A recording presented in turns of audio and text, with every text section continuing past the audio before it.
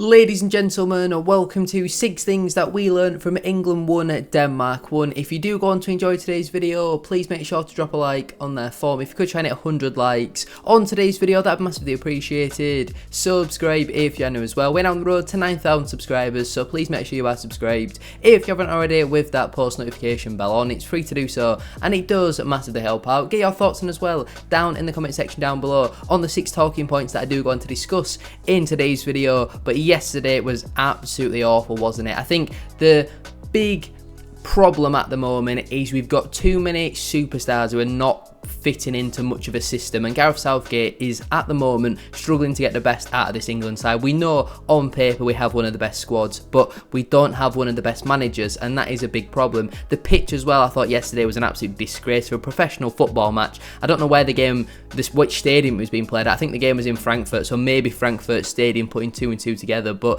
the state of the pitch was absolutely shocking. Every time a player was playing a pass or a slide tackle, doing anything really, it was cutting up massively, and Kyle Walker I think fell over about 4 or 5 times inside the first 5-10 minutes, and then he had to change his boots. We were down to 10 men for a little bit as well, but on the whole a really poor game. We score a decent goal. It is good play from Kyle Walker, very scrappy though, takes a couple of deflections and falls perfectly for Harry Kane. The goal we concede though, it's just terrible from Harry Kane really, and then it's a really good strike to be fair from the Danish player. But make sure to drop a like on there for me, subscribe if you're new as well, and let's get into it. So let's start out then with box number 1. I've gone with a yellow box for Phil Foden. Now, he got a yellow box in my opinion for the game against Serbia because he was completely ineffective in the match, and it might have been red if we didn't draw it. This time he's getting yellow because I thought he got involved a little bit more and looked quite positive, but on the whole, did that actually hinder this England side? Because Foden, obviously, we know he's playing off the left, which isn't his best position. We know he needs to be playing centrally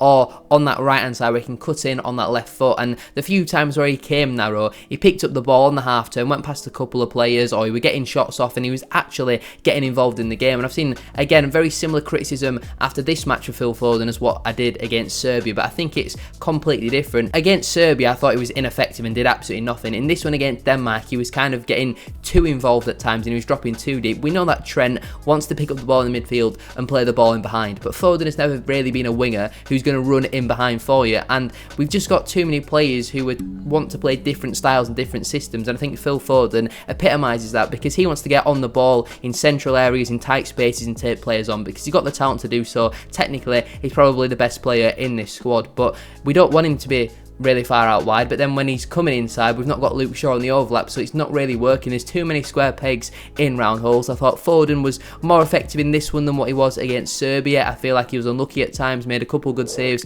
from Kasper Schmeichel, had a few decent chances as well. He probably could have and should have come away from the game with a goal or two, hit the post as well. I think on the whole though, for me, Phil Foden, I'm going with the yellow box for him. Let's move on then to the second box of today's video. I've gone with a red box for Trent Alexander-Arnold. Now, we've seen him have 2 games in central midfield, and in both games I've been less than impressed by him, and I think it's very different playing as an inverted fullback like what he did at Liverpool to actually playing in central midfield, and Trent Alexander-Arnold is not a central midfielder. We simply cannot play him in that position against a France, a Portugal, a Spain, a Germany, because he will get eaten alive. He is actually being eaten alive in the 2 games already so far. Again, against Denmark, really poor, out of possession, just offers absolutely nothing. When you're playing Trent Alexander-Arnold in midfield, he needs to be on the ball constantly, he needs to be dictating the play, and he wasn't doing that. He needs runners in behind. Harry Kane has never been a runner in behind in his entire career. Phil Foden, not that type of winger. Saka did it on a few occasions and it looked quite threatening, but then there's no one really up there with him. Bellingham's trying to get up and support him, but Kane and Foden are miles away from him, so it wasn't really working in all honesty.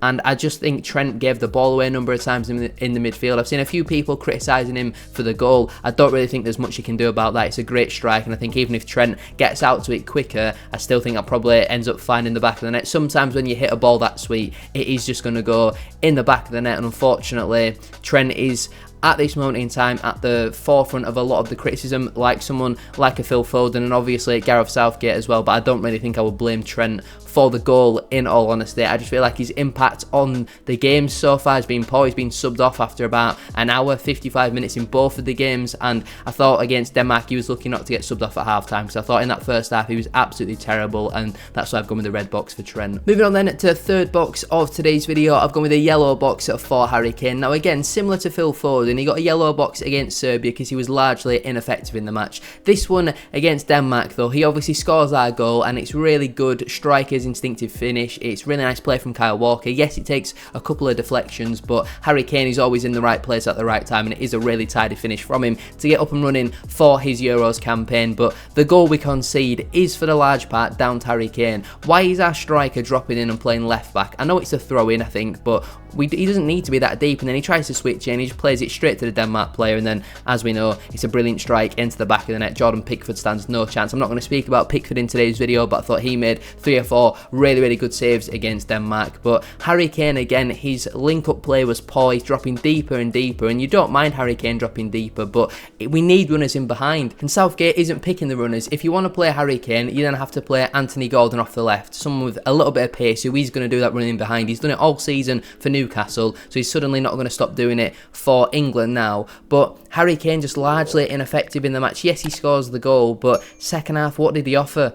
I mean, even in the first half, he didn't offer much, in all honesty. Link-up play just isn't really there, and I feel like Watkins offered more in his 15-20 minute cameo than what Kane has done in both matches so far. At least Watkins allows you that run in behind, and we know that, obviously, Watkins has been on really good form so far this season, and I think there was a really good chance which Watkins had. I think it was Bellingham which put the ball in behind, and it was a really good run from Ollie Watkins. And I just feel like if you're going to play a Trent in midfield, then you play a Watkins up front. If you're going to play a Kane up front, then you play a Wharton in midfield and Gordon off the left. I feel like we've got too many square pegs in round holes. We've not got a solid enough system, and Southgate just seems to be picking the best players who are the highest rated on FIFA at the moment. He's not really picking players which will suit his system and tactics. But I say that to you, do you know what Gareth Southgate's system and tactics are? It seems to be hope we go 1 goal up and then just defend and hope for the best, because we don't even try and counter. We win the ball back and we might have a few sideways passes, but eventually we give the ball away again. It's so frustrating. Harry Kane again largely ineffective, and that's why I'm going with the yellow box for him. Before we go any further though with today's video, please make sure to drop a like on there for me. We are aiming for 100 likes on today's video. Subscribe to the channel as well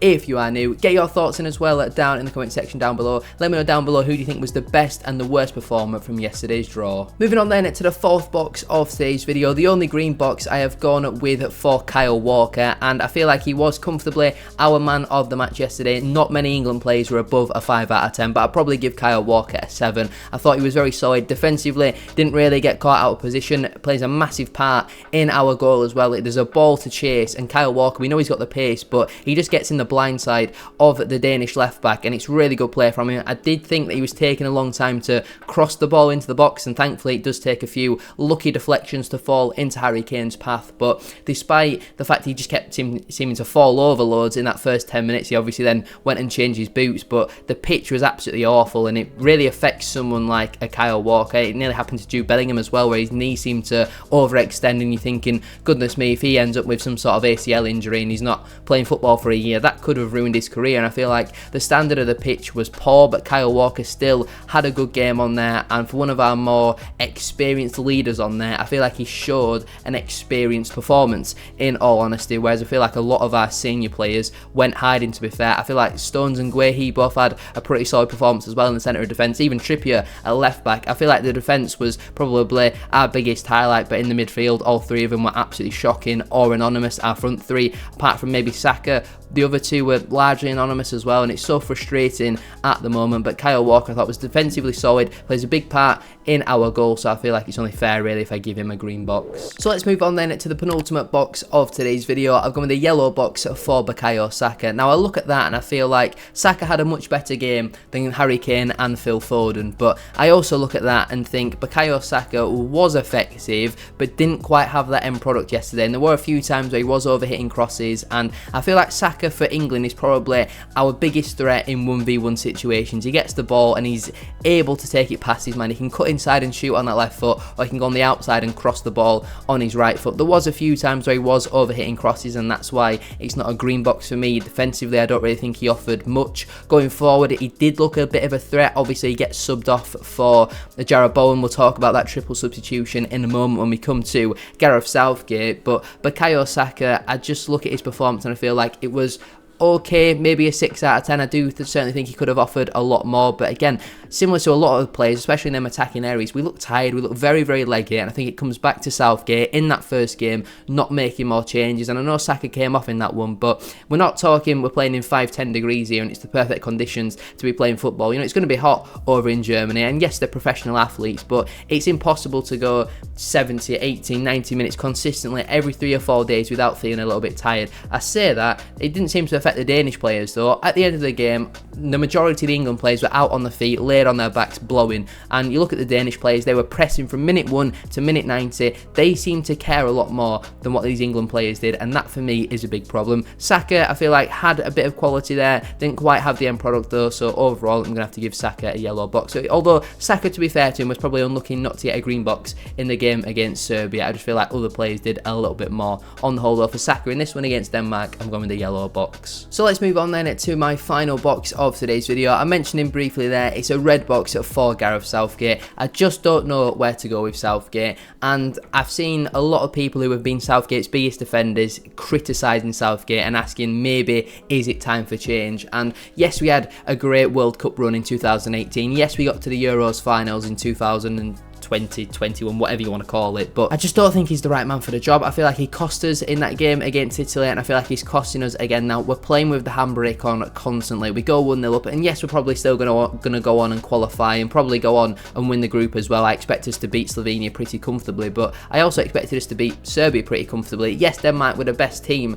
in our group, but if you're really struggling against Denmark, and let's be honest here, Denmark should have beaten us. They had a number of very good chances in that second half. Then that is why people don't feel very confident when we're going into these other matches against the better sides on paper, because we always crumble in their matches and we never get over the line because Gareth Southgate is tactically inept. He doesn't know how to change the system and the team in big moments. I thought it was surprising to see Harry Kane come off, but it was definitely the right decision. If you're going to play Harry Kane, you need pacing behind, and we didn't have that with Foden. Bellingham is never really going to run beyond Harry Kane. He's more of a box crasher rather than a runner in behind and make them third man runs. And Gareth Southgate, I mentioned it briefly earlier, he doesn't have a system and he doesn't have tactics. He's just playing the best players and hoping for the best. That triple substitution where he brings Bukayo Saka off and brings Jarrod Bowen on, he brings Harry Kane off and Ollie Watkins on, he brings Phil Foden off, and he brings Eberiche Eze on. I didn't hate it, in all honesty. I was really excited to see Eze get an opportunity because I'm a big fan of Eberiche Eze, but he less than impressed. I thought he was poor on the ball, gave it away a few times. Jarrod Bowen largely ineffective, and we look to the England bench. Cole Palmer, who finished the Premier League season with the most goal contributions out of any player, on the bench. Sat on the bench, hasn't played a single second of football for England yet, and Anthony Gordon had a great season with Newcastle. While Eze ended it well, Gordon on the whole consistently had a better season. And like I said, I'm a big fan of Eze, but Gordon should have been called upon before Bukayo Saka.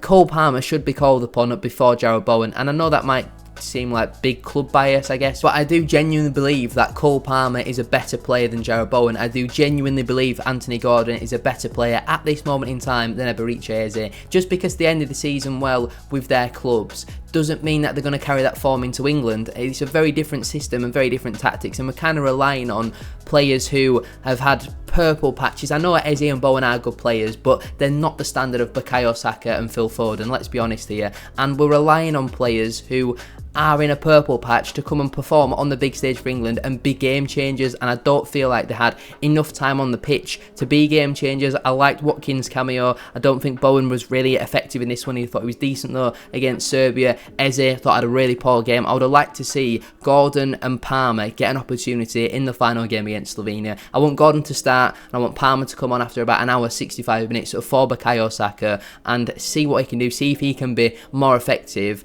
and just to keep things fresh, because we've got to remember we were absolutely knackered at full time, and that comes down to Gareth Southgate again. Some questionable substitutions. Why is Adam Wharton not getting an opportunity in midfield? I mean, Southgate came out after the game and said we're missing Calvin Phillips. We don't have a like-for-like replacement of Calvin Phillips. He picked him for the Qatar squad and then didn't start him once. So what on earth are you on about? We don't have a replacement for Calvin Phillips. We don't need Calvin Phillips. We've got Adam Wharton, an actual ball-playing midfielder, someone who looks like he's come straight from the favelas from Brazil, and again, he can't kick a ball. Southgate is playing far too many square pegs in round holes, and it's massively costing us. But anyway, I'm going to leave it there then for today's video. If you have enjoyed, please make sure to drop a like on there for me. If you could try and hit 100 likes, as I said at the start of today's video, that would be massively appreciated. Subscribe if you're new as well. We're on the road to 9,000 subscribers, so please make sure you are subscribed if you haven't already, with that post notification bell on. It's free to do so, and it does massively help out. Get your thoughts in as well down in the comment section down below on the 6 talking points that I did go on to discuss in today's video. Thank you all very much for watching.